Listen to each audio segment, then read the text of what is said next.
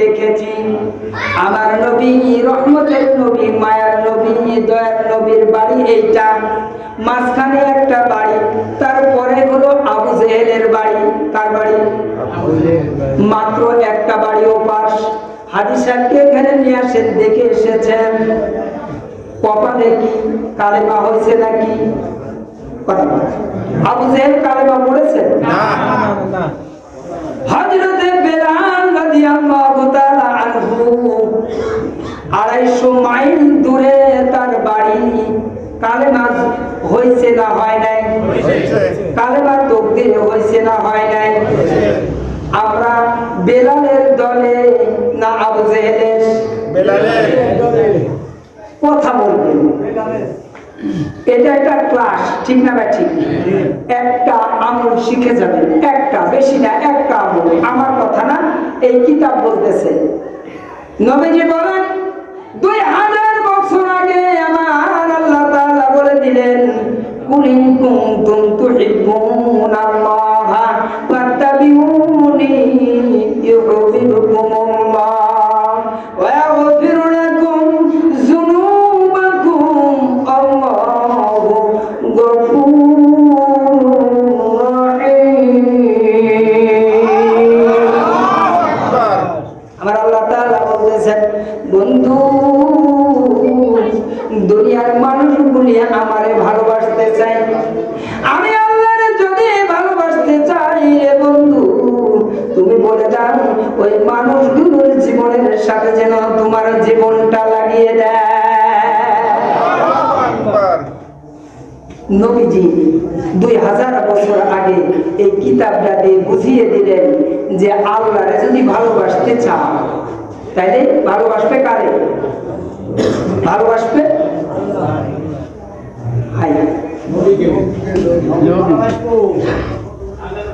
এখানে যে আয়াতে কারিমা পড়েছি আপনারা একটু পড়েন, সূরা আল ইমরানের 31 নম্বর আয়াত একটু পড়ে, বাংলায় এখন আছে, একটু পড়বেন, দেখবেন আল্লাহ তাআলা বলতেছেন, বন্ধু আপনি বলে দেন মানুষ যদি আমাকে ভালোবাসতে চায়। একদল মানুষ এসে বলল, ইয়া রাসূলুল্লাহ আমরা আল্লাহকে ভালোবাসি। আমার আল্লাহ তাআলা সেই সময় আয়াতে কারিমা তেলাওয়াত করে দিয়া 2য় হিজরিতে আল্লাহ তাআলা বলে দিলেন, বন্ধু গো আপনি বলে দেন ওই মানুষগুলি যদি আমারে ভালোবাসতে চায় বন্ধু, ওই মানুষগুলি যেন আপনি নবীকে অনুসরণ করে। কি করে? অনুসরণ করে। এখন কথা হলো অনুসরণ কি বুঝার দরকার আছে না নাই? আছে। আপনারা উঠা বসে করেন কেন? সমস্যা কি? একটু জিকির করেন, লা ইলাহা ইল্লাল্লাহ, লা ইলাহা ইল্লাল্লাহ, লা ইলাহা ইল্লাল্লাহ, মুহাম্মাদুর রাসূলুল্লাহ সাল্লাল্লাহু আলাইহি ওয়াসাল্লাম।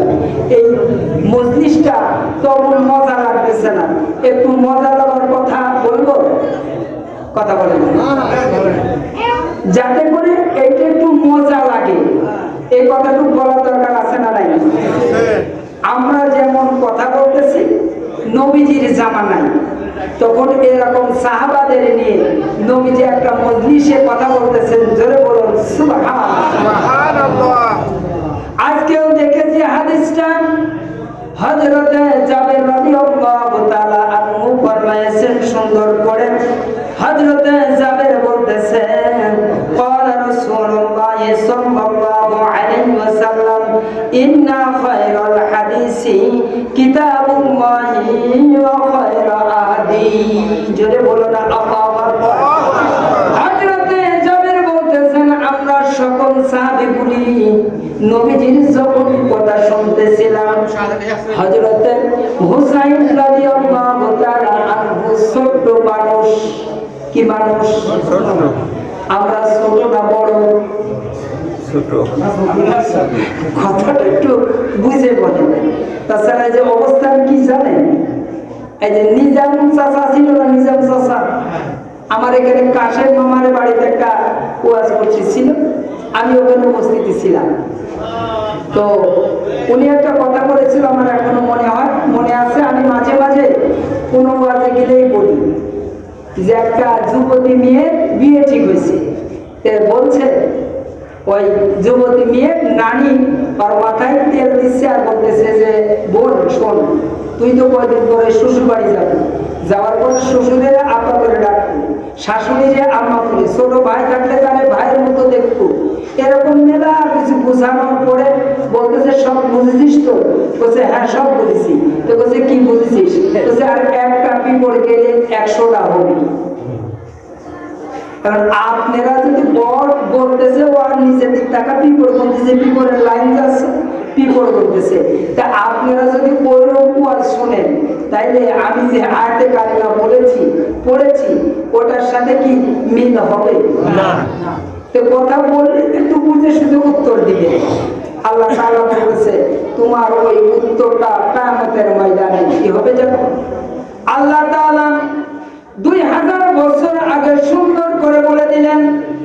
নবীজিকে বলতেছেন, নবী গো বন্ধু আমার, আপনি বলে দিবেন কিয়ামতের ময়দানে ওই দিনটা আসবে যেদিন কাউ কারো চিনবে না, মা বাবার পরিচয় দিবে না, বাবা বাবার পরিচয় দিবে না। আমার সামনে যখন আসবে বান্দাকে বলবো এই কোরআন কিতাবাকা কাফা বিনাফসিকা ইয়াওমা আলাইকা হাসিবা, এই কিতাবখানা তুমি পড়ো। বান্দারা অবাক হবে, সর্বনাশ, রাতের অন্ধকারে কেউ দেখে নাই, অনেক বাবা তোমার সমস্যা কি গো? একটু চুপচাপ বসে থাকতে হবে বাজার সামনে, এত সামনে এরকম উঠা বসা করলে কথার লাইনটা হারায় যায়। বসে আল্লাহ তাআলা বলতেছেন যে কিতাবটা পড়ো, তোমার মার কোল থেকে শুরু করে কবর পর্যন্ত দেখো কি কি করেছে সব এই কিতাবের মধ্যে কি আছে। আমরা অবাক হয়ে যাব ওই দিন এই কথাটা আপনার সামনে দাঁড়িয়ে যাবে। জোরে বলুন সুবহানাল্লাহ। আসুন ভাই আমার, আপনাদের খেদমতে আমি একটু আরজ করেছি যে আমাদের জীবনটা নবীর জীবনের সাথে লাগাইতে হবে, ঠিক না ঠিক? যে কথাটা বলতেছিলাম, হযরত হুসাইন রাদিয়াল্লাহু তাআলা আনহু ছোট্ট মানুষ, এরকম মসজিদের সামনে যা বলতেছেন, না না আপনার কথাটা একটু রাখেন, আমার কথাটা শোনেন। হাদিস বানিয়ে বলছি না, বুখারী শরীফের হাদিসের ভিতরে আসছে হযরত ওমর দাঁড়িয়ে বললেন, আলী তোমার সন্তান কি বলতেছে? এটা নবীজির কথা রাখতে বলতেছেন। এরকম সওয়াল যদি, এরকম সন্তান যদি আমার হতো, আমি ওই সন্তানকে 1000 দিয়ে মেরে ফেলতাম। হযরত আলী রাদিয়াল্লাহু তাআলা আনহু দৌড়ায় গিয়ে হযরত হুসাইন রাদিয়াল্লাহু তাআলা আনহুকে ধরতে গেছেন। উনি একটু সরে গেলেন, সুবহানাল্লাহ বলুন। সরে যে বলতেছেন, না না আজকে কিন্তু তোমার চেয়ে আমি অনেক বড়, সুবহানাল্লাহ। অনেক আলেম ওলামা বলেন ছোট্ট মানুষ কিছু বুঝে না, আমি কিতাব পড়ে ছোট্ট করে আমার মেমোরির ভিতরে যতটুকু এসেছেন, হযরত হুসাইন রাদিয়াল্লাহু তাআলা আনহু যুবকদের জান্নাতের সর্দার, চিল্লায়ে বলেন সুবহানাল্লাহ। যে মানুষটা জান্নাতের সর্দার হতে পারে, ওই যে মানুষটা ছোট থাকতেই কিছু বুঝে না, কথাটা সত্য না মিথ্যা? মিথ্যা। ওই ছোট্ট মানুষটা কিছু বুঝে না, এমন কি হতে পারে? না। ছোট্ট মানুষ ও দেখতেছে, আমি কিতাব খুলে কালকেও দেখেছি, যখন এইরকম মাহফিলে যাচ্ছেন উনি দূর থেকেই দেখতেছেন আল্লাহ পাঠানো ফেরেশতা হযরত জিবরাইল আলাইহিস সালাম লক্ষ্য করে ফেরেশতা নিয়া রহমতের পূজা নিয়া ওই জায়গাতে হাজির। হুসাইন দৌড় দিয়ে নানার কাছে গেলেন, যাওয়ার পরে বলতেছেন, নানা গো আজকে তোমার থেকে আমি অনেক দিক দিয়ে বড়, সুবহানাল্লাহ। নবীজি থমকে দাঁড়ায় গেছে, কি তুমি ছোট মানুষ না, তুমি আমার থেকে বড় কিভাবে? হযরত এখানে মেলা কথা, আমি সংক্ষেপে বলবো যেহেতু সময় খুবই কম।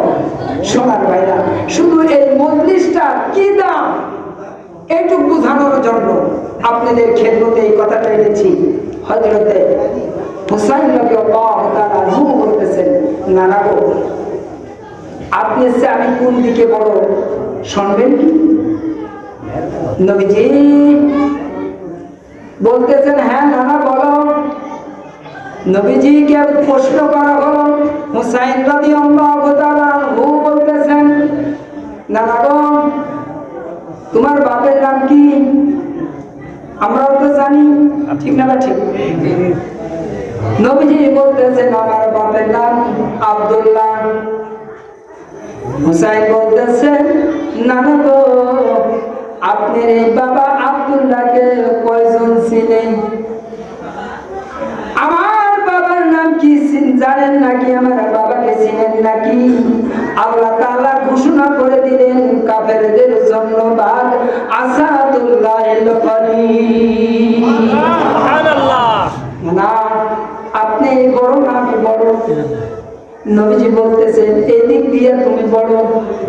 হযরত হুসাইন ডাক দিয়ে বলতেছে, আল্লাহর বন্ধু গো, আপনি কি আমার নানিরে চিনেন নাকি? আপনার নানির নাম কি? কয়জন ছিলেন? যদি একজন করে জিজ্ঞাসা করি। নবীজির নানির নাম মনে হয় ফার্স্ট ডিভিশনে ফেল, সবগুলি ঠিক না? ঠিক। হুসাইন বলতেছে, না আমার নানিরে চিনেন নাকি? আমার নানিকে যখন কবরে রাখা হলো, সাহাবীরা যখন মুখটা ঘুরাই দিতে লাগলো, কোনো কিছু করেই ঘুরাতে পারে না। আমার নানির মুখটা আসমানের দিকে না আরশের দিকে থাকলো।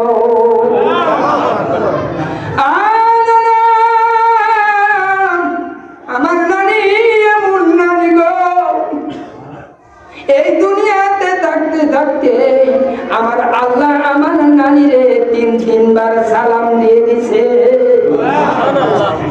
নানা গো, আপনি কি আমার নানি খাদিজাতুল কুবরাকে চিনেন নাকি? নবীজি চোখের পানি ছেড়ে দিয়ে বলতেছে, হুসাইন রে, আমি তোমার কাছে আজকে ছোট হয়ে গেলাম। হুসাইন আবার প্রশ্ন করতেছেন, নানা গো, আপনার মার নাম কি? নবীজি চোখের পানি ছেড়ে দিয়ে বলতেছে, আমার মার নাম আমিনা। হুসাইন বলতেছে, না আমার মাকে চিনেন নাকি গো? না জান্নাতের সরদারিনী হযরতে জাবের রাদিয়াল্লাহু তাআলা হতে বর্ণিত। হযরতে জাবের রাদিয়াল্লাহু তাআলা বলেন, হযরতে আবু জাহল রাদিয়াল্লাহু তাআলা বলতেছেন, যখন হযরতে ফাতিমা রাদিয়াল্লাহু তাআলা দুনিয়া থেকে চলে গেলেন, কবর খোঁড়ার দায়িত্ব আমাকে দেওয়া হলো। আমি কবর রেডি করলাম। কবর রেডি করার পরে কবরকে জিজ্ঞাসা করলাম, কবর রে, আজকে তোমার ভিতরে কারে রাখা হবে জানো নাকি? কবরের কোনো জবাব নাই।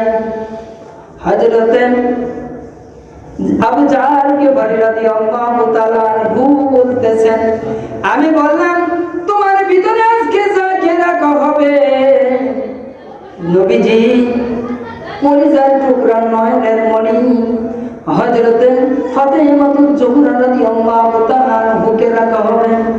কবরের কোনো জবাব নাই। আমি আবার প্রশ্ন করলাম, কবর, তোমার ভিতরে আজকে কাকে রাখা হবে জানো নাকি? আজকে তোমার ভিতরে রাখা হবে হযরতে শেরে খোদা হযরতে আলী রাদিয়াল্লাহু তাআলা আনহুর স্ত্রীকে রাখা হবে। কবরের জবাব নাই। আমি আবার প্রশ্ন করলাম, কবর, তোমার ভিতরে এমন একটা মানুষকে রাখা হবে, হযরতে হাসান হুসাইনের মাকে রাখা হবে। কবরের জবাব নাই। উনি আবার বলতেছেন, কবর,